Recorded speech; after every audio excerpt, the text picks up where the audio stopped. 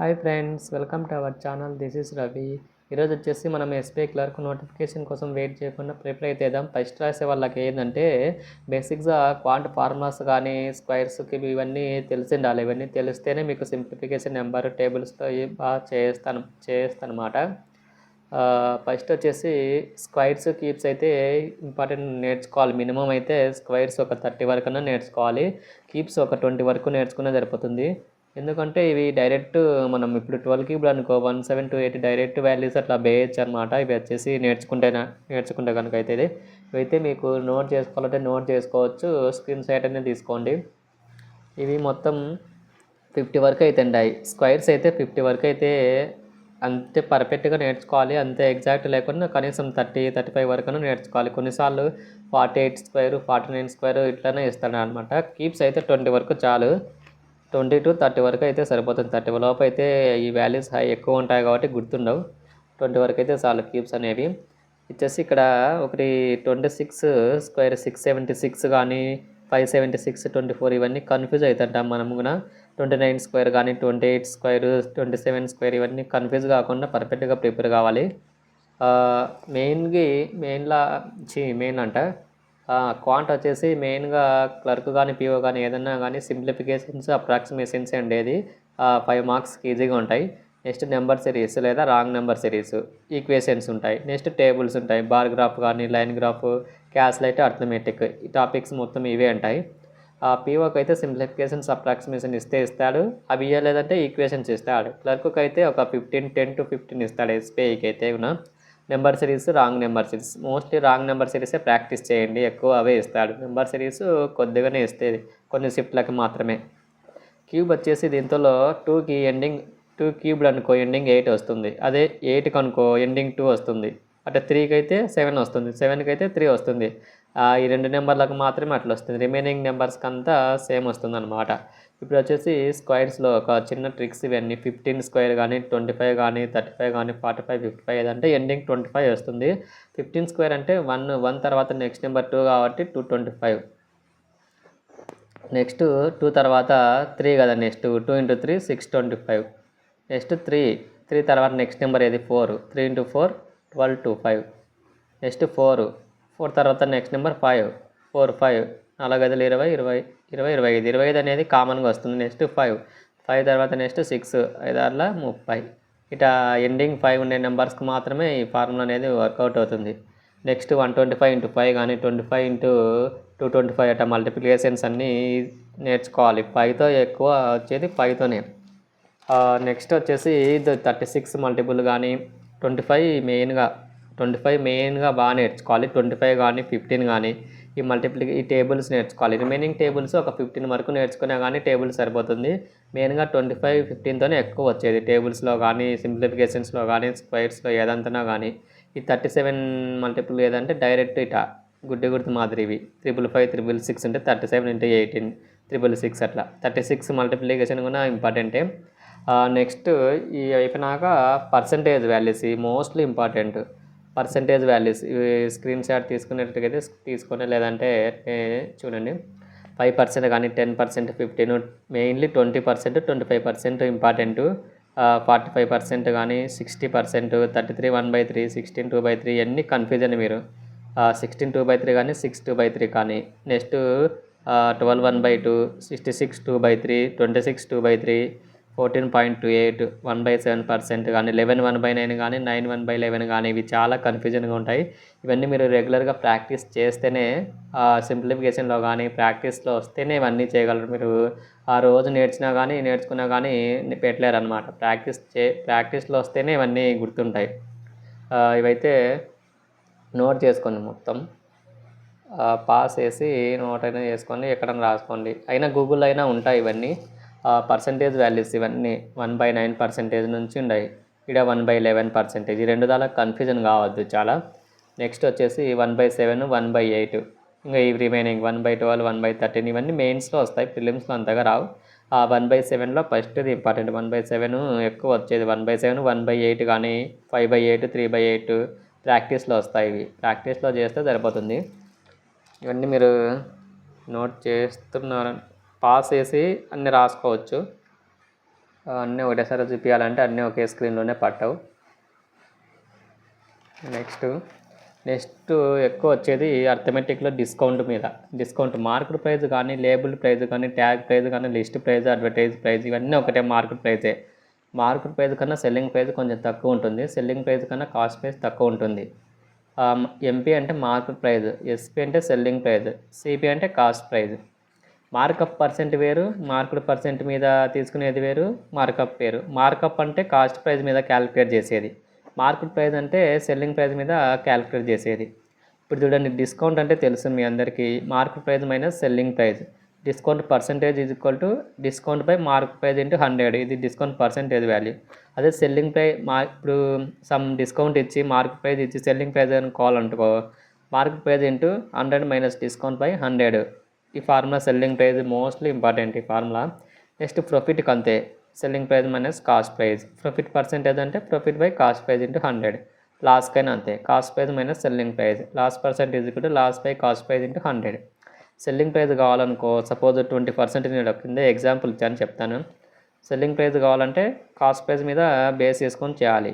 Profit 10% అనుకో, 100 add చేయాలి, 110 మీద కాస్ట్ ప్రైస్ మీద వేసి చేయాలి సెల్లింగ్ ప్రైస్. లాస్ అయినా కూడా అంతే. సపోజ్ ఇక్కడ స్మాల్ ఎగ్జాంపుల్ చెప్తా చూడండి. ఒక బుక్ వచ్చేసి కాస్ట్ ప్రైస్ 900 ఉంది అండ్ ప్రాఫిట్ 10% ప్రాఫిట్కి అమ్ముతున్నాడు, వానికి 12% డిస్కౌంట్ ఇచ్చాడు. ఫైనల్గా అడ్వర్టైజ్ ప్రైస్ అంటే మార్కెట్ ప్రైస్. ఫస్ట్ మనం బుక్ వచ్చేసి కాస్ట్ ప్రైస్ ఎప్పుడైనా 100కి తీసుకోవచ్చు. 100కి 900 అనుకుంటే ప్రాఫిట్ వాడు ఎంత అడిగింది 10% కాబట్టి 110కి ఎంత అవుతుందని తీసుకోవాలి. 110/100 ఇంటూ 900, 990 రూపీస్ అవుతుంది. ఇది సెల్లింగ్ ప్రైస్. వాడికి 12% డిస్కౌంట్ అన్నాడు కాబట్టి మార్కెట్ ప్రైస్ కనుక్కోవాలి. అంటే 12% అంటే 100లోంచి 12 తీసేసినాం అనుకో, 88/100 of market price that is equal to 990. 11 9 11 8 is equal to 900/8. ఇది వచ్చేసి మార్కెట్ ప్రైస్ వాల్యూ అవుతుంది. ఇట ఈ క్వశ్చన్స్ ఇంత సింపుల్గా రావాలి ఎగ్జామ్స్. అవన్నీ వేరియబుల్స్ వస్తాయి, మధ్య ఎక్స్ వై జెడ్ అట్లా వేరియబుల్స్ ఇస్తాడు. ఇంత సింపుల్గా అయితే రావు. మీరు ప్రాక్టీస్ చేసిన ఏదైనా బ్యాంకర్స్ అట్లా కానీ, Oliveboard, text book, practice mark, smart kid ఎక్కడైనా కానీ ప్రాక్టీస్లో ఎక్కడైనా వస్తాయి అన్నమాట. గైడ్లు ఎక్కడైనా కానీ ప్రాక్టీస్ చేస్తేనే సరిపోతుంది. ఇప్పుడు యావరేజ్ తెలిసింటుంది మీకు formula, some of numbers by number of numbers average. ఇది వచ్చేసి ఇది అయిపోయింది. Next simple interest, compound interest, ఇవి కూడా చాలా ఫార్ములాస్ ఇంపార్టెంటే. సింపుల్ ఇంట్రెస్ట్ వచ్చేసి PTR/100, ఇది తెలిసిందే. Amount is equal to principal plus interest, రెండు కలిపితే అమౌంట్. P అంటే ప్రిన్సిపల్, T అంటే టైం, R అంటే rate of interest. Compound interest కూడా ఫార్ములా ఇది, P × 1 + R/100 whole power n - 1.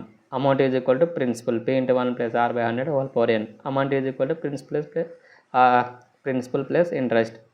Rate is equal to half ఇయర్ల కంటే అప్పుడు R వాల్యూ ఏమవుతుంది, ఇలా R/2 అవుతుంది. N వాల్యూ వచ్చేసి 2T అవుతుంది time. Next rate is quarterly అంటే R వాల్యూ వచ్చేసి R/4 అవుతుంది. ఇక్కడ time is equal to 4T అవుతుంది. నెక్స్ట్ రేట్ ఈజ్ మంత్లీ అంటే R is equal to R/12 అవుతుంది. Time is equal to 12T అవుతుంది అనమాట. ఎక్కువగా quarterly and half yearly, rare కేసెస్లోనే ఎక్కువ యాన్యువల్లీనే అడిగేది. నెక్స్ట్ ఇప్పుడు ఒక ఫార్ములా చూడండి, difference between compound interest and simple interest and certain sum of money for 2 years అంటే డైరెక్ట్ ఫార్ములా ఇది. Difference is equal to PR²/100². వాడు డిఫరెన్స్ ఇచ్చింటాడు, R వాల్యూ ఇచ్చింటాడు, 2 yearsకి ప్రిన్సిపల్ కనుక్కోమంటాడు కాబట్టి ఇది డైరెక్ట్ ఫార్ములా. అదే 3 years కనుకో, difference is equal to PR²/100² into 300 + R/100. ఇది 3 years ఫార్ములా అనమాట. ఇప్పుడు కాంపౌండ్ ఇంట్రెస్ట్ 2 yearsకి 3 yearsకి డైరెక్ట్ వాడు ఇచ్చింటాడు, కొన్నిసార్లు 10, 15 ఇట్లా ఇస్తాడు. 10, 15, 20, 25 డైరెక్ట్ మనకు ప్రిన్సిపల్ ఇచ్చి 20% ఇచ్చి వాడు కాంపౌండ్ ఇంట్రెస్ట్ ప్రిన్సిపల్ ఇచ్చి కాంపౌండ్ ఇంట్రెస్ట్ కనుక్కోమంటాడు. అప్పుడు డైరెక్ట్ 2 ఫార్ములాస్ 2 or 3 మెథడ్స్ ఉంటాయి దీనికి. ఫస్ట్ మెథడ్ ఏదంటే 1000 × 1 + R/100 హోల్ పవర్ n - 1 ఇట్లా చేసుకుంటే వచ్చేది వస్తుంది. నెక్స్ట్ వచ్చేసి 1000 × 20%కి ఫస్ట్ ఇయర్కి ఇంట్రెస్ట్ 200, నెక్స్ట్ ఇయర్కి యాడ్ అవుతుంది 200, ప్రిన్సిపల్కి ఇంట్రెస్ట్ యాడ్ చేస్తే 1200 అవుతుంది. ఇంటూ 20/100 ఇది కూడా 240. ఇది 440 అనేది ఇంట్రెస్ట్, కాంపౌండ్ ఇంట్రెస్ట్ అవుతుంది. ఇది సెకండ్ మెథడ్. ఇది థర్డ్ మెథడ్ డైరెక్ట్ ఏదంటే ఇక్కడ 2 yearsకి ఇచ్చినాడు 20% అన్నాడు అనుకో, 2 yearsకి 44 అవుతుంది. 44% ఆఫ్ 1000 అంటే సపోజ్ ప్రిన్సిపల్ ఇలా ఎగ్జాంపుల్ వేసాను కదా, అది రూపీస్ అనమాట. మోస్ట్లీ నేను ఇవే మెథడే యూజ్ చేస్తాను అనమాట. 25 డైరెక్ట్ ఈ వాల్యూస్ గుర్తుపెట్టుకొని పీ వాల్యూ 1000 ఉండొచ్చు, 5000 ఉండొచ్చు, ఎంతైనా ఉండొచ్చు. డైరెక్ట్ ఆ వాల్యూ క్యాలిక్యులేట్ చేస్తే ఈజీగా వస్తుంది. లేదంటే సెకండ్ మెథడ్ ఇది. కొన్నిసార్లు టీ వాల్యూ ఇచ్చిండాడు, ఎన్ని వాల్యూ ఇచ్చిండాడు, అది ఇంకా ఇవ్వలేదనుకో ఈ మెథడే చేయాలన్నమాట. ఇవి చేసి నాకు అంతగా ఎక్కువ చేస్తాను, లేదంటే లేదు, ఎందుకంటే టైం ఉండదు కాబట్టి. మీరు ప్రాక్టీస్ చేసేటట్టుగైతే ఏదైనా మాక్ టెస్ట్లో కానీ ప్రాక్టీస్ చేయండి. టెలిగ్రామ్లో కూడా పీడిఎఫ్స్ ఉంటాయి, ఫస్ట్ అప్పుడు అప్లోడ్ చేసాను, అవైనా ప్రాక్టీస్ చేయండి. ఈ ఎంత సింపుల్గా ఉండవు, నేను జస్ట్ సింపుల్ అర్థం కానీ ఊరికట్ట చెప్పాను, మీకు అర్థం అయిండదు అనుకుంటాను నాకు తెలిసి. ఫస్ట్ టైం మీరు ప్రాక్టీస్ చేస్తే మీకే అర్థమవుతుంది. ఈక్వేషన్స్ ఉన్నాయి. ఈ ఈక్వేషన్స్లో సపోజ్ x² + 5x + 6 = 0 అనుకో. ఇప్పుడు ఇక్కడ ప్లస్ ఉంది, నెక్స్ట్ మైనస్ ప్లస్ ఉంది, ఇటు ఉన్నదనుకో x y వస్తుంది. ఒకవేళ మైనస్ ప్లస్ కిందంగో ఈక్వేషన్లో ప్లస్ ఉంటే x y. ఇప్పుడు ఇటు ఈక్వేషన్స్లో 2 ఈక్వేషన్స్లో ఎండింగ్ మైనస్లు వచ్చినాయి అనుకో, అది కెనాట్ బి డిటర్మైన్డ్ అవుతుంది. ఇది ఒక డైరెక్ట్ 1 మార్క్ క్వశ్చన్స్. ఇవన్నీ కెనాట్ బి డిటర్మైన్ కేసెస్ తక్కువ ఇస్తాడు, ఈ ప్రాక్టీస్లో వస్తాయి. నెక్స్ట్ డిస్టెన్స్, ఇవన్నీ తెలిసింటాయి. డిస్టెన్స్, టైం, స్పీడ్ ఇంకోసారి గుర్తు చేస్తున్నాం అనమాట. km/h to m/h మార్చాలంటే 5/18తో మల్టిప్లై చేసుకోవాలి. సపోజ్ ఇప్పుడు కిలోమీటర్ అంటే 1000 మీటర్స్, అవర్స్ అంటే 3600 సెకండ్స్. కాబట్టి రెండు క్యాలిక్యులేట్ చేస్తే 5/18 వస్తుంది m/s. 36 km/hని m/hలో మార్చాలంటే 36 × 5/18 10 m/s. దీన్ని m/s km/hలో మార్చాలంటే 10 × 18/5. 5 1 5 2 18 36 36 km/h. ఇది కన్వర్ట్ చేసుకోవాలి. ఇది మీకు కన్ఫ్యూజన్ కావద్దు. 18/5 5/18 ఎగ్జాక్ట్గా తెలుసుకొని చేయాలి. అది చేసినా కానీ రాంగ్ అవుతుంది. Next still water. ఇది అంటే స్టిల్ వాటర్ అనుకోవచ్చు. అంటే stream speed. Down stream speed అంటే ఏది? Still water plus stream speed. Up stream అంటే మైనస్, అప్ అంటే minus, still water minus stream speed. అదే స్టిల్ వాటర్ అనుకో, boat of the speed in still water అంటే down stream speed plus up stream speed by 2. అదే speed of the stream అంటే down stream speed minus up stream speed by 2.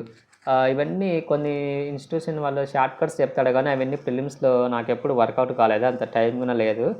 Short cuts కొన్ని అవే method రావాలి. Short cuts use చేయాలంటే నీకు అదే format రావాలి, అదే ఫార్మేట్ వస్తేనే నీకు యూజ్ అవుతుంది. నెక్స్ట్ లాస్ట్వి మెజరేషన్స్ అనమాట. ఇవి వచ్చేసి స్క్వైర్, సర్కిల్, ఇవన్నీ ఫార్ములాస్ అనమాట. ఫార్ములాస్ కంపల్సరీ గుర్తుండాలి.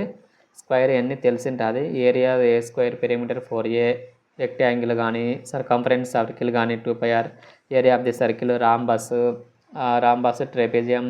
ఎక్కువగా పీఓ ప్రిలిమ్స్లో మెయిన్స్లో కానీ ట్రెపెజియం అడుగుతుంటాడు. రాంబస్, ట్రెపెజియం ఎక్కువ వస్తాయి. ప్యారలోగ్రామ్ ఈ మధ్య ఇవి కూడా ఇస్తున్నాడు. నెక్స్ట్ వచ్చేసి వాల్యూమ్ ఆఫ్ ఏ క్యూబ్ కానీ, lateral surface area, volume of cuboid, lateral surface area, total surface area, ఇవన్నీ ఫార్ములాస్ గుర్తుండాలి.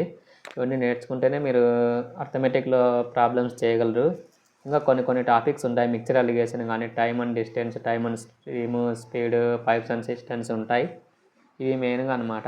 ఇప్పుడు ఇంకా కోన్ ఫార్ములాస్ ఇవి కావాలంటే ఫోటో తీసుకోవచ్చు, ఎక్కడ రాసుకోవచ్చు. మీకు చదువుకోనికి ఈజీగా ఉంటుంది. Slant height, curved surface area, total surface area, volume of a cone, sphere, surface area of the sphere, volume of the sphere, curved surface of a cylinder, total surface area of a cylinder, volume of cylinder, hemisphere. ఇవన్నీ అనమాట formulas. ఇవన్నీ formulas తెలిస్తేనే మనం quant అయితే చేయగలం. ఇది వచ్చేసి basic formulas. ఇవి అయితే మనం తెలియాలి. ఇవి తెలిస్తే మీరు క్వాంట్ అయితే చేయొచ్చు. మోస్ట్లీ క్లర్క్కి అయితే సింప్లిఫికేషన్స్ బాగా ప్రాక్టీస్ చేయాలి. వితిన్ 5 minutes 7 minutesలో 15 అయితే 10 పెట్టగలగాలి. అర్థమెటిక్ లాస్ట్లో ఎప్పుడైనా అటెంప్ట్ చేయడానికి ట్రై చేయండి. ఫస్ట్లో చేశారనుకోండి టైం ఎక్కువ తీసుకుంటుంది, కానీ రిమైనింగ్ చేయలేం, టేబుల్స్ అందుకు చేయలేం. ఇదైతే టోటల్ బేసిక్ ఫార్ములాస్ అనమాట. ఇవి ఫస్ట్ టైం రాసే వాళ్ళకైతే అర్థం కావు కాబట్టి వాళ్ళకి చెప్పడానికైతే వీడియో చేసిన అంతే. మిగతా వాళ్ళు చూడరు, ఎందుకంటే అవసరం లేదు కాబట్టి. ఫస్ట్ టైం రాసే వాళ్ళకి బేసిక్ అది. నాన్ మ్యాథ్స్ వాళ్ళకైతే ఇంకా అర్థం కాదు కాబట్టి వాళ్ళ కోసమే అనుకోవచ్చు. సరే ఫ్రెండ్స్, ఇదైతే టోటల్ బేసిక్ ఫార్ములాస్. మనమైతే ఇంకా నెక్స్ట్ వీడియోలో కానీ నెక్స్ట్ ఎస్బీఐ క్లర్క్వి రాస్తాను. ఒక 10 days గ్యాప్ ఇచ్చి, ఎందుకంటే యూఏఎస్ ఉంది కాబట్టి ఎస్బీఐ క్లర్క్ నోటిఫికేషన్ ఎప్పుడు వస్తుందని సంబంధం లేదు. ఇప్పుడైనా రావచ్చు, డిసెంబర్ ఎండింగ్లో అయినా రావచ్చు. మనం ఇప్పటి నుంచే ప్లానింగ్ చేసుకుని స్ట్రాటజీ ఫాలో అయితే సరిపోతుంది. అది నెక్స్ట్ వీడియోలో చేస్తాను. స్ట్రాటజీ ఎస్బీఐ క్లర్క్ కానీ, పీఓ కానీ. సరే friends, bye bye. Next mock టెస్ట్లో కానీ నెక్స్ట్ వీడియోలో కలుద్దాం. Bye bye, see you.